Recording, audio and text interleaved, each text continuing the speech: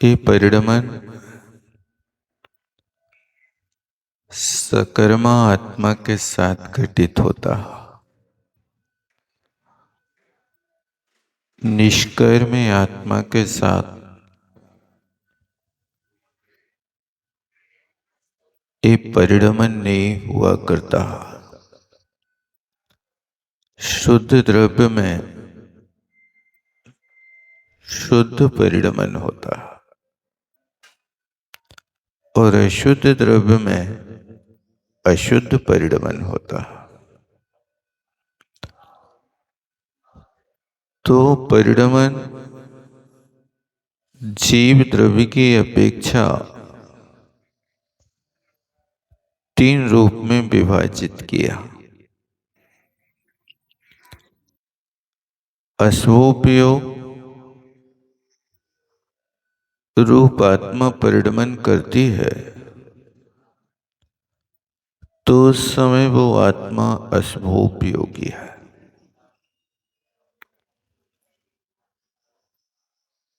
चूंकि एक एक उपयोग के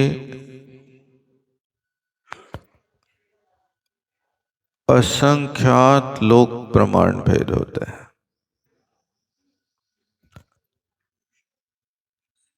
असंख्यात लोक का अर्थ होता है कि एक लोक के असंख्यात प्रदेश होते हैं। ऐसे असंख्यात प्रदेशी लोक को एक नहीं, दो नहीं, संख्यात नहीं, असंख्यात लोक के जितने प्रदेश हो गए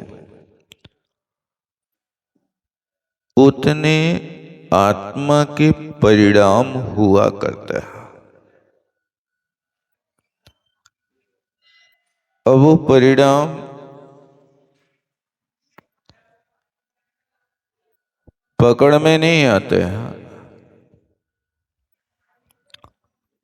लेकिन ये चक्र चल रहा।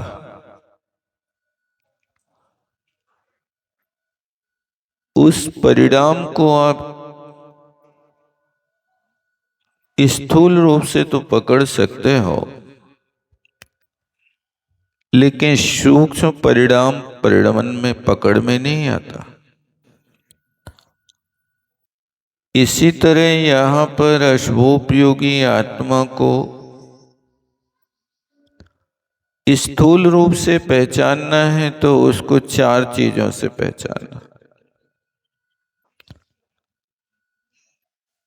जो चार संज्ञाओं में चंपापात करता है, तीन असुलेशा में हमेशा जिसकी प्रवृत्ति बनी रहती है, और पंचेंद्रियों के विषयों में अति आसक्ति है,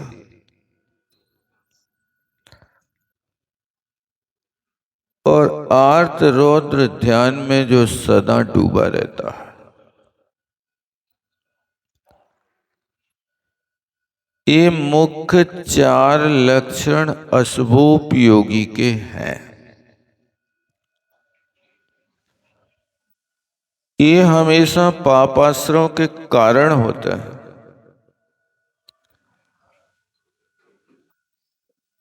तो तीन अशुभ लेशाओं में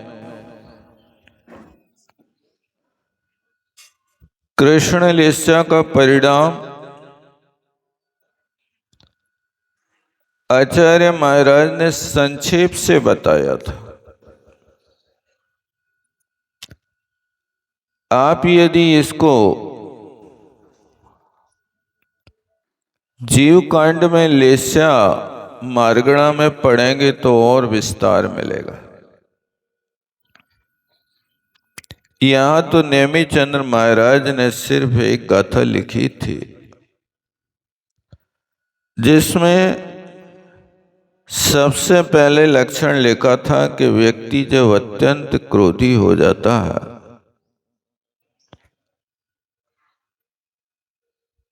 तो अशुभ लेशा में चला जाता है, कृष्ण लेशा में चला जाता है। क्योंकि क्रोध 4 प्रकार का होता है। यदि अनंतानुबंधी और अप्रत्याख्यानावरण क्रोध की तीव्रता हो जाए तो जीव दुर्गति का पात्र हो जाता है। और दूसरा लक्षण है कि कोई से कभी बैर हो जाए तो जीवन पर्यंत के लिए बैर बना के रखता है। और तीसरा लक्षण कहा था कि जिसकी जिह्वा पे सुंदर भाषा बसी नहीं, भंडनशीला, शील का अर्थ स्वभाव होता, ऐसे भंडनशील लोग वे मीठा भी बोले तो भी उनकी भाषा कड़वी लगती है।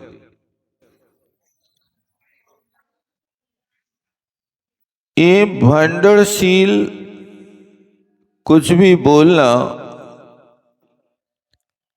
एक कृष्ण लेस्या की निशानी है। कई लोग हर शब्द में गाली गलौज का प्रयोग करते हैं। आजकल तो सुना है कि लोग मित्र मिलते हैं, 2 मित्र मिलते हैं तो वे गालियों ही से वो स्वागत करते हैं।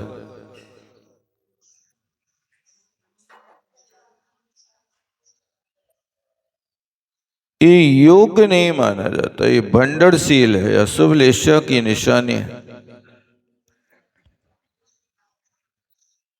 और ये आदत बुजुर्गों में भी आ जाती है। एक वृद्धा माँ फोन पे बात कर रही थी तो उस वृद्धा माँ का पहला वाक्य था, काय मर गई थी क्या तू?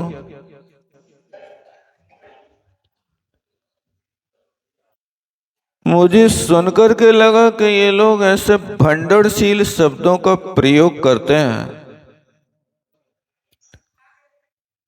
चूंकि इनको वो प्रेम की भाषा थी, सामने वाले ने शायद बुरा नहीं माना होगा, लेकिन ऐसे शब्दों से अपना मौन मुखरित नहीं करना चाहिए। ये अशुभ लेस्या की सूचना है।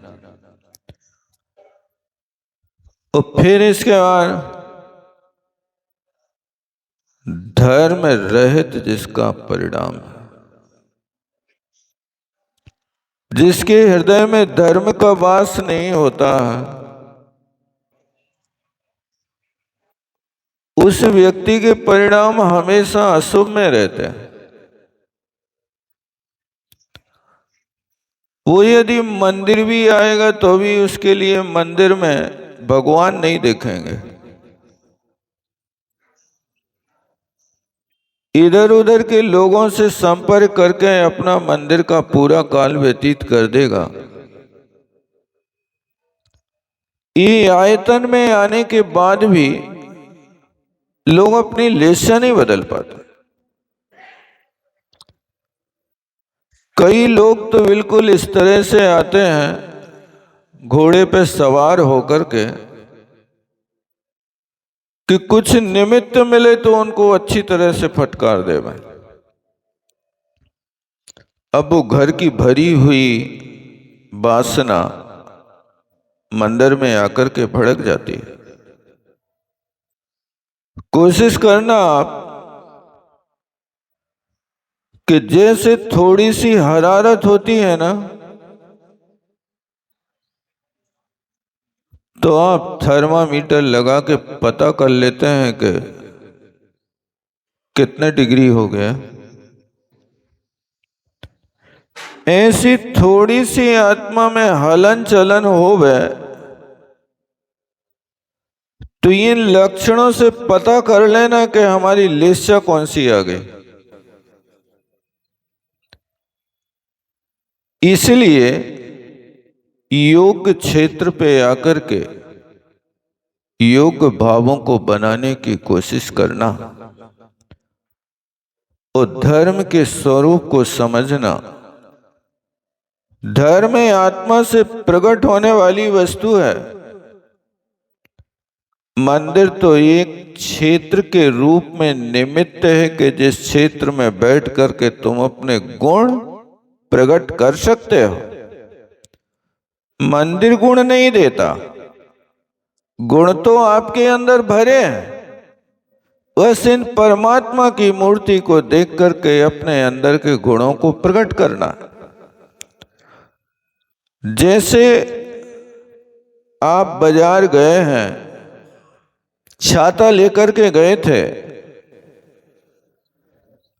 आप माल खरीदी करने के बाद छाता वहीं छोड़ दिया। रोड पर आने पर आप किसी दूसरे छाते वाले को देख करके जैसे आपको अपने छाता की स्मृति आ जाती कि छाता तो मैं भी लाया था, और वो छाता को पा लेते हो। इसी तरह परमात्मा की बीतराग मुद्रा को देख करके अपने अंदर ये भाव पैदा हो जाता है कि यही बीतराग गुण तो मेरे पास हैं।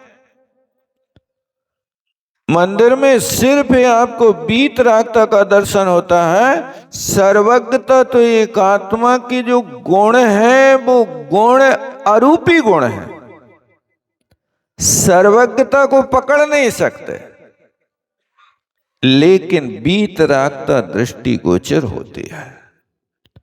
उस बीतरागता को देख करके अपने अंदर ये भाव हो के यही स्वभाव तो मेरा है। शांत छवि मूरत अति प्यारी, ये शांत छवि कहां से आ गई? जिनके अंदर से कसाय का अभाव हो जाता है उनकी छवि शांत छवि हो जाती है।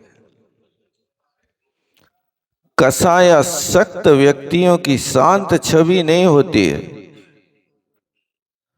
उनकी आंखों के पलक झपकते रहते हैं, उनकी इंद्रियों में कोई ना कोई व्यापार होता रहता। लेकिन जहां शांत छवि होती है वहां आंखों के पलक भी नहीं झपकते, वहां उनके ओंठ भी नहीं हिलते, और इतनी मनोज्ञ छवि होती है कि जिसको देख करके लगता है कि वास्तव में दुनिया का सारा सुख तो यहीं बसा। वो शांत छवि बीतरागता के कारण आती है। इसलिए अपने अंदर के गुणों को प्रकट करना है। मंदिर तो एक आलम्बन है, उस आलम्बन को पाकर के अपनी वस्तु को जैसे उस छाते वाले को देख करके अपना छाता स्मरण आ जाता है, इसी तरह परमात्मा के गुणों का विचार करने पर अपने गुण प्रकट हो जाते। तुम गुण चिंतत निज पर विवेक, प्रगटे बिगटे या पद अनेक। जी आप पढ़ते होंगे रोज दर्शन पाठ में, तुम गुण चिंतत, हे परमात्मा आपके गुणों का चिंतन करने से स्व पर विवेक प्रगटे। मेरा क्या है, पर क्या है, ही क्या है, उपाधि क्या है, इसका विवेक प्रकट हो जाता है। इसलिए धर्म का स्वरूप समझना और फिर इसके बाद दया का परिणाम है। दया एक करुणा की निशानी है। जैसे बिना निमित्त के क्रोध भड़क जाता है, ऐसे दीन दुखी जीवों पर देख करके करुणा प्रकट होना चाहिए। वो दया कहलाती है। और दुष्टता के काल में किसी के बस में नहीं होना, ये इतने लक्षण मिलते हैं। तो ये लक्षण आचार्य महाराज कह रहे कि संक्षेप से बताए हैं। एक कृष्ण लेस्या के परिणाम संक्षेप से कहे, विस्तार जानना है तो विस्तार से आप धवला आदि ग्रंथों से देख सकते हैं कि किस किस परिणति में जीव परिणमन करता है। अथवा धवला जी ना पढ़ सको तो राज वार्तिक में दूसरे अध्याय के औदिक भाव के 21 भेदों में 6 लेस्याओं का बहुत प्यारा वर्णन अकलंक स्वामी ने किया। वहां से आप देख सकते हैं एक कृष्ण लेस्या का परिणाम है। इसको हमेशा अपने कंठ में रखना, स्मृति में रखना। जैसे आप गाड़ी चलाते हो तो ब्रेक को कभी कभी पकड़ते के एनी टाइम हाथ में रखते हो, क्या करते हो बताओ? ब्रेक को कभी कभी प्रयोग करते हो, उसको हमेशा या तो हाथ में रखते हैं या पैर उसी के ऊपर रखा रहता। यदि आप कार चलाते हैं तो पैर ब्रेक से हटता नहीं। मोटरसाइकिल चलाते हैं तो वो हाथ से हटता नहीं। इसी तरह ये अपने परिणामों को संभालने की कोशिश करना, इन सब लक्षणों को देख करके। अब 3 लेस्याएं अशुभ बताई हैं। उन 3 लेस्याओं में ये तो कृष्ण लेस्या का लक्षण देखा, नील लेस्या का लक्षण यहाँ कहते हैं कि जिस व्यक्ति के अंदर ऐसे परिणाम होते हैं, मंदो, बुद्धि विहीणो, निब्बनाणी, विषय लोलोये। देखो इतने लक्षण लिख रहे हैं। सबसे पहला लक्षण लेखा मंद है, यानी अच्छे काम करने में उसकी बुद्धि उत्साहित नहीं होती है। ये नील लेस्या का पहला लक्षण है। आपसे कहें चलो भैया आज अभिषेक कर लें, पर्व का दिन है, इन पर्व के दिनों में अपने लिए ये काम करना चाहिए, वो कहता है तुम चलो हमारा। अब वो सामने वाले प्रेरणा देने वाले व्यक्ति को आगे भेज देता है और स्वयं मुख ढक के सो जाता है। ऐसी क्रियाओं में जहां मंदता होती है वो नील लेस्या का लक्षण है। अच्छे कार्यों में तो हमेशा उत्साहित होना, वो उत्साह बना रहे, क्योंकि ये आत्म कल्याण का साधन है।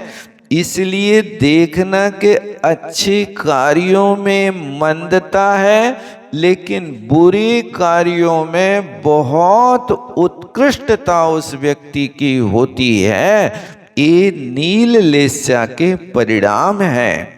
और बुद्धि विहीणो, ये शब्द प्रयोग किया है। जिनेंद्र भगवान की वाणी को बार बार सुन रहे हैं, लेकिन फिर भी भेजा में कुछ भी प्रवेश नहीं कर रहा। हम प्रस्तुति तो दे देते हैं, बैठे तो रहते हैं, सुन तो लेते हैं, लेकिन कुछ भी परिवर्तन नहीं होता। ये समझना कि ये नील लेस्या का परिणाम हमारे अंदर चल रहा है। ऐसे कार्यों में बुद्धि काम नहीं करती, लेकिन खोटे कार्यों में ऐसी बुद्धि चलती है कि बिना पढ़े लिखे लोग ऐसे ऐसे काम कर लेते हैं कि जिनको देख करके आश्चर्य होता। इसलिए बुद्धि का प्रयोग कहाँ करना? ये बुद्धि का प्रयोग अच्छे कार्य में करना, अन्यथा खोटे कार्यों में तो पाप के कार्यों में मछली को कैसे पकड़ना है, ये अज्ञानी लोगों की बुद्धि इसमें चलती कि एक धागा में कांटा फंसाओ, आटा लगाओ और पानी में डाल दो और उसको खींच लो और मार डालो। ऐसे कार्यों में बुद्धि चलती है, लेकिन अच्छे कार्यों में बुद्धि नहीं चलती कि हे भगवान हम इन कर्मों से कैसे छुटकारा पाएं। तो ध्यान की योजना करें, स्वाध्याय में बुद्धि लगाएं, भैया वृत्ति करें, प्रायश्चित करें, प्रत्याख्यान करें, प्रतिक्रमण करें, निंदा ग्रह आलोचना करें। ऐसे कार्यों में बुद्धि नहीं चलती है, लेकिन दूसरों की निंदा करने में तो 7 पैरी के मुर्दा उखेड़ के रख दें, कछु पता ना हो, फिर भी ये होता है। हम लोग नागपुर में थे, एक अच्छे वक्ता आए, सो उन वक्ता से कहा कि आज मंच पे तुम्हें बोलने हैं। सो बोले कि भैया ये जैन धर्म के मंच पे तो हम एक अक्षर नहीं बोल पाए, तो हमारी पार्टी के मंच पे खड़ो तो हम 1 घंटा ऐसी पोले खोल दें कि जिसको कोई हिसाब नहीं है। ये कहलाता है कि खोटे कार्यों में तो बुद्धि की वृद्धि है, लेकिन अच्छे कार्यों में बुद्धि नहीं चलती है। 10 नंबर होते हैं मोबाइल के, एक बार सुने तो याद कर लेवे, लेकिन 7 तत्व जिंदगी भर रटत रहे तो याद नहीं होवे। ये बुद्धि विहीनता इस कार्य में मानी जाती है। जो अच्छी बात तुम्हें सुनने के बाद में जब तक सुनते हो तब तक तो अच्छी लगती है, लेकिन याद कुछ नहीं रहता। ये नील लेस्या का लक्षण है, उसको अच्छी तरह से स्मृति में रखना। दुनिया की हर वस्तु याद रहती है। आप जिस गली से निकल जाओ, अब दोबारा उस गली से जाते हो तो पूछना पड़ता क्या? आपकी परिचित गली हो गई, लेकिन 1 बार 2 बार 10-20 बार सुनने के बाद भी कछु बुद्धि में नहीं आता। इसका नाम बुद्धि विहीना। देखो नीलेस्या का ये लक्षण, पहला लक्षण क्या है? मंद है, दीर्घ सूत्री है, वो कार्य करता नहीं। भामंडल के लिए जो सीता का भाई था, उससे बार बार कहते थे भैया जीवन का ठिकाना नहीं, कुछ व्रत नियम संयम पालन कर लो, उससे तुम्हारा जीवन सफल हो जाएगा। लेकिन वो भामंडल समझता तो था कि तुम सत्य कह रहे हो और हमें व्रत लेने हैं, लेकिन आज नहीं, कल लेंगे, आज नहीं कल लेंगे। जिस व्यक्ति ने एक कहा कि आज का काम कल कर लेंगे, कल का कर लें परसों, जल्दी जल्दी क्या पड़ी है, अभी तो जीना वर्षों। ऐसा सिद्धांत रखने वाले लोग मंद कहलाते हैं, ये दीर्घ सूत्री कहलाते हैं। भामंडल बार बार कहे जाने पर कुछ भी आचरण नहीं कर सका। एक दिन वो अपने महल के छत पे टहल रहा था और टहलते टहलते बादल उमड़े आए और बिजली गिरी, तो अपने उसी महल के छत पे भस्म हो गया, लेकिन एक भी व्रत नहीं ले सका। जीवन का कोई ठिकाना नहीं है। एक अंतर मुहूर्त के व्रत में भी व्यक्ति की काया पलट जाती है। अभी पद्म पुराण में हम लोग पढ़ रहे थे इंद्र के पूर्व जो इंद्र महाशक्तिशाली व्यक्तित्व था, और रावण ने जब पराजित कर दिया तो मुनि महाराज से अपने पूर्व पूछता है।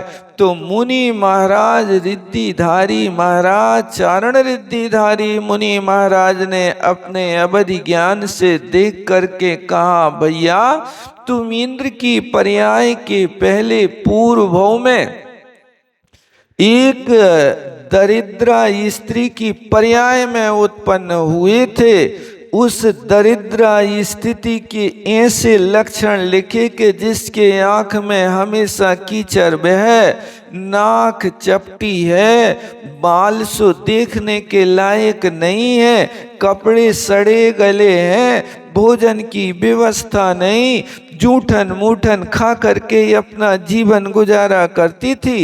एक दिन उसके मन में कसाई की मंदता हुई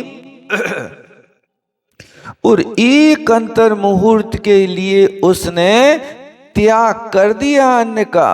उस अन्न के त्याग के करने के समय में अपकर्ष काल पड़ा और वो देवायु का बंध कर लिया और मर के वो किम पुरुष जाति के देव की स्त्री क्षीरवला नाम की स्त्री बन गई। कहने का मतलब एक अंतर मुहूर्त के त्याग से उस दरिद्रा को, जिसको एक एक रोटी के ग्रास की व्यवस्था नहीं थी, वो देवगति में देवांगना बन गई। ये त्याग की महिमा है, भोग की महिमा नहीं है।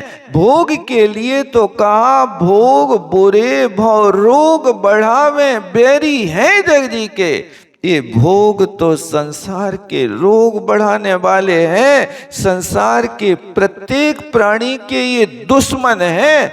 लेकिन ये भोग भोगते समय तो अच्छे लगते, ज्यों कोई जन खाए धतूरा सो सब कंचन माने। खाते समय तो वो लगता है कि अच्छा है, लेकिन धतूरे के खाने से उसको सब वस्तु पीली पीली दिखती, सोने सोने की दिखती हैं, लेकिन सोना होता नहीं है। इस तरह से भोग की अपेक्षा योग में बुद्धि लगाओ। ये लिखा बुद्धि विहीणो, ये बुद्धि विहीन और मंद बुद्धि ये व्यक्ति जो होते हैं ये नीलेशा के होते हैं। अब पूरा जीवन प्रेरणा करी, लेकिन भामंडल ने एक भी व्रत नहीं लिया और मर के भोग भूमि में तो चला गया। भोग भूमि में जाने का कारण था कि उसने एक बार मुनि महाराज को आहार दिया, उस आहार के प्रभाव से वो वहां चला गया। तो ये दीर्घ सूत्रता कहलाती है। जो लोग अच्छे कार्यों को कहते हैं आज का काम कल कर लेंगे, बुरे कार्यों के लिए वे आज ही करते हैं, बुरे कार्यों को कल पे नहीं डालते हैं। आपको गुस्सा का उद्वेग आए तो आप टाल देते कि कल करेंगे गुस्सा, कि आज ही करेंगे, बताओ कब करेंगे। गुस्सा तो इसी वक्त करेंगे, लेकिन पूजा कब करेंगे? कल होता भी क्या नहीं होता? कल का ठिकाना है कि नहीं है? है ना भरोसा आज का, फिर कल की क्या बात। ये बुद्धि विहीन नीलेशा वाले होते हैं। और निब्बिंडाणी एक शब्द दिया, नीलेशा का लक्षण है। निब्बिंडाणी माने निपट अज्ञानी। जैसे भैंस को उपदेश सुनाओ तो वो खड़ी खड़ी पगराए, ये निपट अज्ञानी कहलाते हैं। इसी तरह मानव पर्याय तो मिली, तुम कछु भी अच्छी बात करो वे खड़े खड़े पगराते हैं। सिगरेट को धुआं तो उड़े हैं, कर्मों को जलाने के बाद धुआं उड़ाने की कोई खबर नहीं रहती है उनके लाने। ये निर्विज्ञानी है कि बिल्कुल भी कोशिश नहीं करते वस्तु स्वरूप को जानने की। और यदि कभी भूल से आ जाएं और सभा में बैठ जाएं और कोई बात सुन ले तो फिर बेके हैं, यदि इतनी कठिन बातें अपने भेजा में नहीं घुसे। ये तो पंडितों के काम है, अपने काम थोड़ी है। अपन तो खाओ पियो करो आनंद, बिल चुकावे परमानंद की नीति अपनाने वाले लोग हुआ करते हैं। ये कहलाते निपट अज्ञानी। इस निपट अज्ञानता के कारण व्यक्ति नीलेशा में प्रवृत्ति करता है। इसलिए ये लक्षण अपने मिलान करना, कहीं हम मंद तो नहीं अच्छे कार्य करने में, कहीं हम बुद्धि से विहीन तो नहीं है कि बुद्धि में हम कुछ भी धारणा ना बना सकें। यदि तुम्हारी धारणा नहीं रह पाती है कोई बात नहीं, उस धारणा को पक्की बनाने के लिए आपको जो अच्छी बात लगे वो लिखो। नहीं लिख सकते, आप बाजार जाते हो, कछु भी चीज आपको नहीं लेने, लेकिन कोई चीज किफायत की मिल जाए और मन ना भी होवे लेने का, तो भी उस वस्तु को ले लेते कि नहीं ले लेते? ले लेते हैं। किफायत की वस्तु मिल रही है, सस्ती मिल रही है, अच्छी मिल रही है, फिर नहीं मिलेगी तो लोग नहीं है जरूरत फिर भी खरीद लेते हैं। इसी तरह तुम्हारे पास यहां पर यदि स्मृति नहीं रहती है तो इसका मतलब नहीं कि तुम तत्व अभ्यास करना बंद कर दो। उस स्मृति को पक्की बनाने के लिए जो सुना है उसको लिखो, क्योंकि किसी ने लिखा है कुशाग्र बुद्धि की अपेक्षा मिट्टी सी लिखावट अच्छी है। क्या? कुशाग्र बुद्धि की अपेक्षा मिट्टी सी लिखावट, यानी तुमने एक बार सुन लिया, याद हो गया, लेकिन याद होने के बाद बाहर जाते फिर भूल गए। कुशाग्र बुद्धि ने तुम्हें याद तो करा दिया, लेकिन धारणा वर्णी कर्म का क्षयोपशम स्थायी नहीं बना सकी वो। तो क्या करें? उस धारणा वर्णी के क्षयोपशम को स्थायी बनाने के लिए आप 4 आना की एक पेंसिल ले आओ और एक कागज ले आओ, उस पे लिख लो, और वो एक अक्षर लिखा हुआ आप दोबारा देखेंगे तो पूरी की पूरी लाइन स्मृति में आ जाती है। ये होता, इसलिए शर्म नहीं लगना चाहिए, क्योंकि पढ़ाई के साथ लिखाई का जोड़ा है। आप किसी से कुछ पूछते हैं तो पढ़े लिखे हो कि अकेला पूछते पढ़ा हो? क्या हो? पढ़े लिखे दोनों साथ पूछते ना। पढ़ने की क्रिया और लिखने की क्रिया तो अलग अलग है, दोनों एक क्रिया थोड़ी है। लिखना क्रिया अलग, पढ़ना क्रिया अलग। लेकिन आप जब किसी से पूछोगे तो दोनों एक साथ पूछोगे। पढ़े लिखे हो ऐसा नहीं पूछते, पढ़े हो, पढ़ा हो, ऐसा है नहीं। यानी तुम पढ़ने स्कूल गए हो तो लिखना तो पहले सिखाते भाई साहब, नहीं बनता है तो हाथ पकड़ के लिखाते हैं। लिखो, होमवर्क करो और फिर उसके बाद शुद्ध लेख लिखो। ये सब चीजें आपको पहली क्लास से सिखाई हैं। होता कि नहीं होता? जब स्कूल में तुम दोनों चीजें सीख करके आए तो यहां मंदिर में प्रवचन हाल में दोनों काम क्यों नहीं करते? आप सुन लेते हो, हमें तो सब याद रहती है। याद रखना, कुशाग्र बुद्धि की अपेक्षा मिट्टी सी लिखावट अच्छी है, इसलिए लिखना भी सीखो। आप अपनी दुकान पे बैठते हो तो दुकान में सिर्फ देना देना सीखते हो कि लिखना भी सीखते हो? क्या करते हो? दुकान में उधार देते जाओ, देते जाओ, देते जाओ। लिखते कि नहीं लिखते? कितने दिन बाद लिखते? 1 महीना बाद? वहां तुरंत पहले लिखवाते हैं, साइन कराते हैं, फिर उसके बाद आगे गाड़ी बढ़ती है। यहां तो बहुत चतुर हो, बहुत बुद्धि वाले हो, लेकिन यहां लिखने के लिए, पढ़ने के लिए हम इस कोटि में आ जाते हैं। निबिन्नाणी ये शब्द दिया, निपट अज्ञानी है, कुछ भी सुनाते जाओ, बस वो दशा होती है पथरा पे पानी डालते जाओ। पथरा पे पानी डालने से ऊपर से तो गीला होगा, भीतर बिल्कुल नहीं पहुंचेगा पानी। कहीं ऐसी दशा अपनी तो नहीं है तुम कछु भी सुनाते जाओ, हमारी तो स्मृति वो ही है कि अभी जाके हमें दाल रोटी सब्जी बनाने और कुछ नहीं करना है। नहीं, इससे थोड़ा ऊपर उठने के लिए लिस्सा बदलने की कोशिश करो। फिर अगला लक्षण लिखा है उन्हें, समय तो हो गया, इतना ही रखता है। जावाणी के ज्ञान से सूझे लोकालो, सोवर्णी मस्तक धर्म सदा देत। हे जिनवाणी भारती, तो जो बूंद रहे जो तेरो शरणा गए, शो पावे शुभ चैन। देव भजो अरहंत को, गुरु सेवो निर्ग्रंथ। दया धर्म पालो सदा, यही मोक्ष का पथ।